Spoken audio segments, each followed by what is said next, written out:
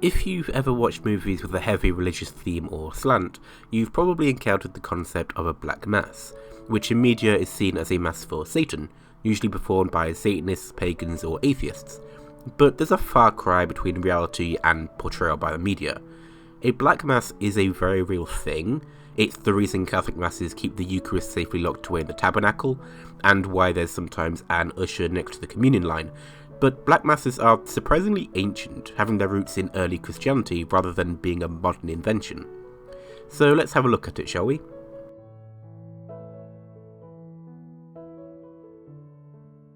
The potentially earliest examples of a black mass actually come from a Christian group rather than a satanic one.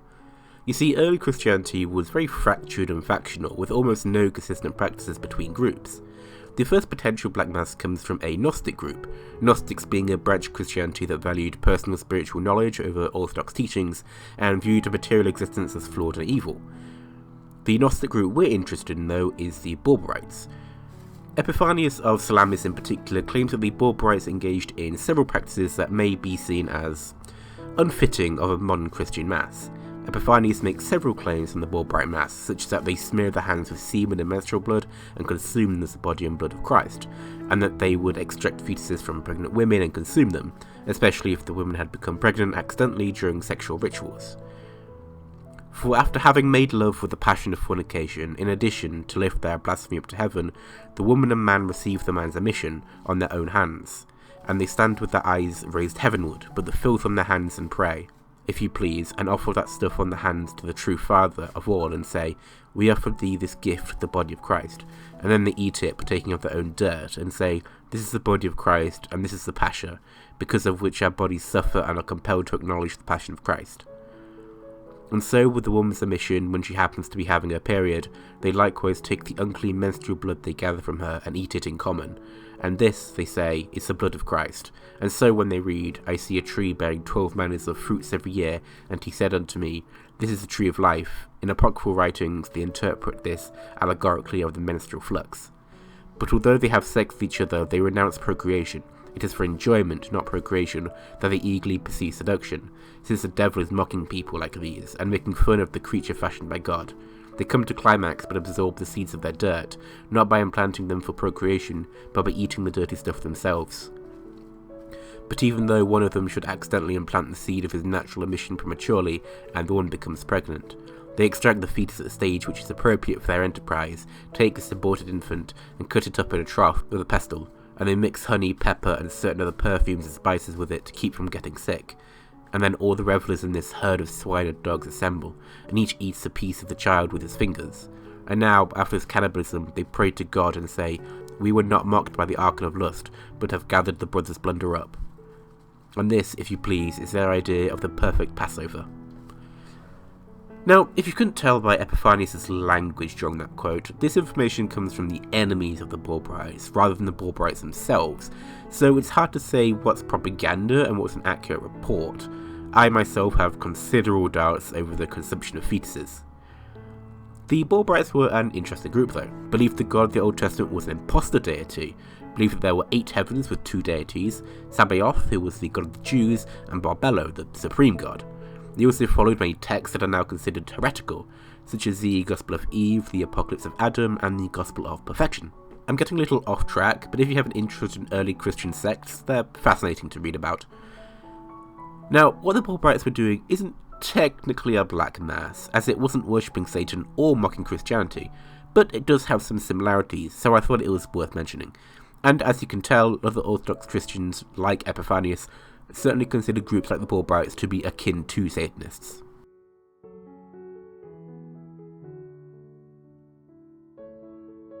As the Catholic Mass became more regimented and uniform across the faith, there were plenty of holy days and festivals to celebrate, some of which gave rise to light-hearted parodies of Mass. Again, these aren't performed by Satanists, and in many cases were performed by pious Catholics, but a Black Mass can just be a parody of the Mass. 2 of these light-hearted parodies were the Feast of Asses and the Feast of Fools. The Feast of Asses was mainly a French festival celebrated on the 14th of January. In particular, it was a celebration of Jesus, Mary and Joseph fleeing to Egypt. The Feast of Asses gets its name from the fact that a donkey, commonly referred to as an ass in the Bible, carried the family into Egypt. The parody of the Mass was very simple. A girl and a child on a donkey would be led through the town to the church, where the donkey would stand next to the altar during the sermon. The sermon itself was rather dramatic, more like a play rather than a religious service, with people representing Moses, Amos, Isaiah, Aaron, Balaam, Zachary, Elizabeth, John the Baptist, and Simeon, all of whom would attest to the birth of the Messiah. There were, of course, variations of this festival depending on where you were, but wherever you were, it was all very dramatic and entertaining. The Feast of Fools was the other light-hearted Catholic festival mocking the Mass, this one taking place on the 1st of January. In this parody, though, there was a mock social revolution, and the participants would elect either a false bishop, a fake pope, or a false archbishop. Members of the clergy would even take part, holding masses that would parody and mock the usual church traditions, and higher and lower clergy members would temporarily switch roles. I'm going to be honest, these festivals actually sound like a lot of fun, and it's a shame they aren't performed anymore. But you may be unsurprised to know that both of these festivals may have their roots in pagan holidays, with the Feast of Asses possibly being an adaptation of Curvulus, and the Feast of Fools being an adaptation of Saturnalia. While these are technically black masses, as they were done to mock the traditional Catholic Mass, they aren't what comes to mind when you think of the Satanic Black Mass, but we may see the emergence of the more modern Black Mass from an unlikely source, which is the clergy themselves. In the 12th and 13th centuries, there was a surplus of clergymen, and many of these unneeded clergymen were likely men who weren't really interested in serving God, and only entered the church as it was a means for them to support themselves. Basically, in keeping with European tradition, the eldest son would inherit lands and estates, meaning the younger sons would often enter the church to support themselves as they would receive very little, if any, inheritance.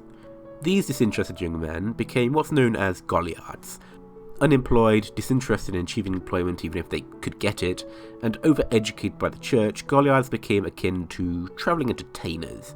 They were particularly renowned for their skills in writing, and they wrote drinking songs, poems reveling lust and hedonism, they composed satirical poems directed at the church, and they generally lived however they could in opposition to the life the church insisted clergymen live. The University of Paris actually complained about the actions of the Goliards, and it does seem uncannily similar to a black mass. Priests and clerks dance in the choir dressed as women, they sing wanton songs, they eat black pudding at the altar itself while the celebrant is saying mass, they play dice on the altar, they sense with stinking smoke from the soles of old shoes, they run and leap throughout the church without a blush of their own shame. Finally, they drive about the town and its theatres in shabby carriages and carts, and rouse the laughter of their fellows and their bystanders in infamous performances, with indecent gestures and with scurrilous and unchaste words.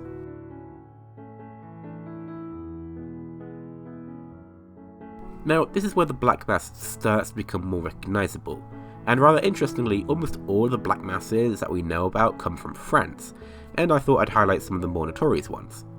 In the 17th century, Kathleen Monvoisin and the priest Etienne Gouleberg performed a series of Black Masses for the mistress of King Louis XIV, Madame de Montespan. We actually know a fair amount about how these were performed, as there was an official criminal investigation launched into the matter. Now, I would like to read a quote, but the sources are all in French, so I'll just have to summarise. But the sources for these Black Masses are the Archives of the Bastille, 1866 to 1884, volumes 4 to 7, if you're interested in looking it up yourself. The Black Masses performed here were typical Catholic Masses, except it featured Madame de Montespan as the central altar of worship. She would lie naked on the altar with a chalice on her bare stomach and a black candle in each of her outstretched hands. The Eucharist was consecrated on her body and then used in love potions designed to gain the affections of King Louis XIV. These series of Black Masses were called the Affair of the Poisons, and a lot of people were involved in them. In total, there were 442 suspects, 218 of which were arrested. Of these arrested, 36 were executed, 5 were hung, and 23 were exiled. Several high-ranking members of the aristocracy were involved, but were never brought to trial or were let go, such as the Duchess of Vivonne, Francois Henri de Montmorency-Bouteville, I know, French names, and of course Madame de Montespan herself was obviously involved.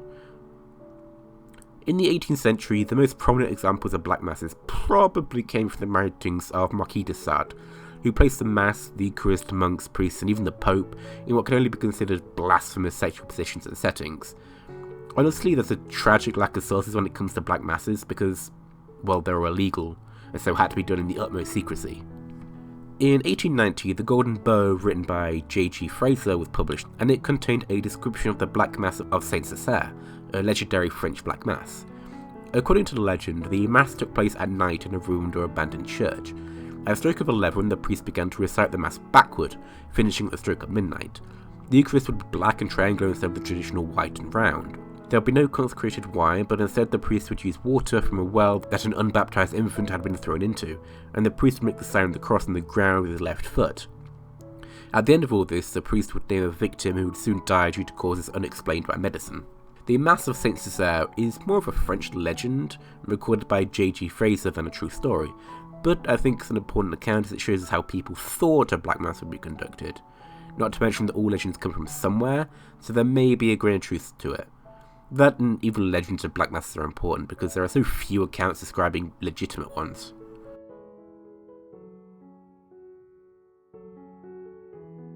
Despite the large amount of literature published examining and exploring the Black Mass, the Satanic Mass by H.T.F. Rhodes, Satanism and Witchcraft by Jules Michelet, and The History of Witchcraft and Demonology by Montague Summers, just to name a few, there has so far been no set of instructions describing how to perform a Black Mass.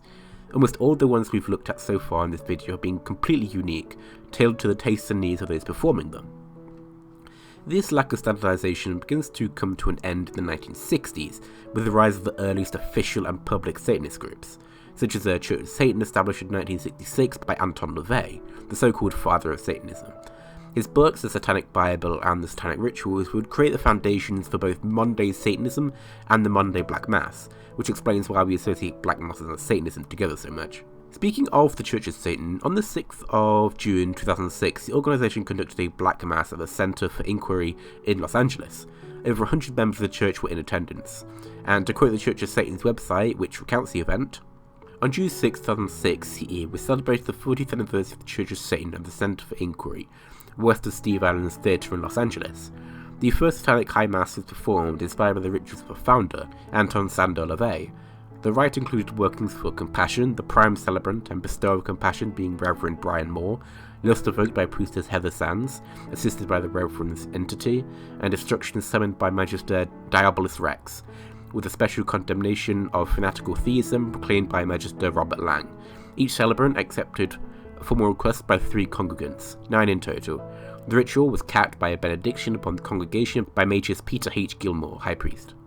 Over 100 members of the Church of Satan, coming from all around the globe, filled the theatre to capacity. These passionate people were part of the proceedings, which were inspired by the film The Black Cat, starring Bela Lugosi and Boris Karloff, who played a brilliant modern architect and High Priest of Satan. The film depicted the Satanists as being wealthy and powerful, and they arrived to celebrate the rites of Lucifer, dressed in formal evening attire. The chamber was expressionistic, wrought with angled crystals, and so conjured a similar decor, though the lighting was inspired by the works of Mario Bava. To complete this total environment, attendees were enjoined to dress formally, just as was done in the film, and our members rose to the occasion by donning colourful personalised attire, their satirical splendour proper for the aristocracy of the outstanding that compromises our membership. An inside joke from the film without the Latin words sonorously intoned by Karloff were in fact taken from an ancient botany text. The Mass was actually recorded and is available on YouTube. There should be a link to it in the description if you're interested in seeing it. The Church of Satan was quite easily the most influential satanic group of the modern era, and the influence of publications describing how Black Mass should be performed meant that Black Masses actually started to see some commonalities appearing from mass to mass. One of these commonalities was that Black Masses would contain the phrases In nomine Dei nostri Satanis Luciferi excelsi, meaning in the name of our God, Satan Lucifer of the Most High, as well as the sayings Regia Satanis, meaning Reign of Satan, and Ars Satanis, meaning Hail Satan. And that's it, really. The Black Mass performed today hasn't really changed from what was outlined by Anton LaVey.